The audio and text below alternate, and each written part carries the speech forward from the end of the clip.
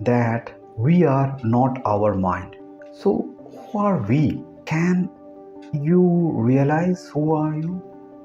In Indian scriptures, we are called as soul. You can call it as awareness, consciousness.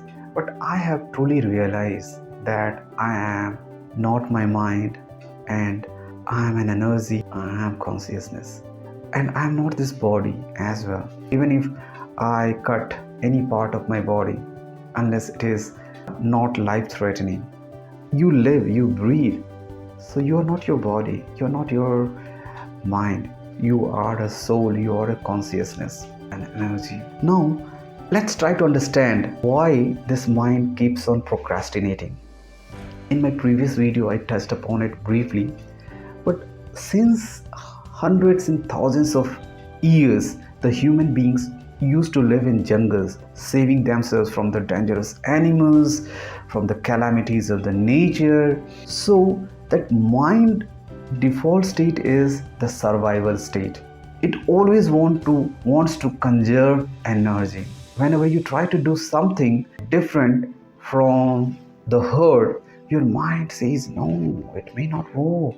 You just want to retain and save energy. So you have to win over this instinct that mind says. And how can you?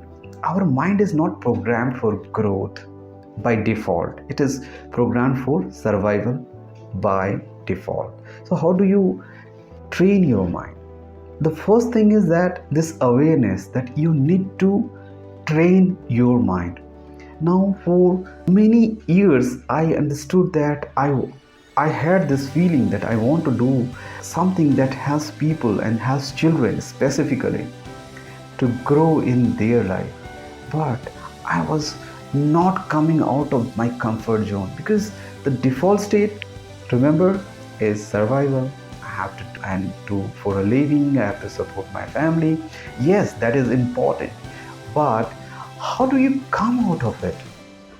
You have limited number of years on the planet.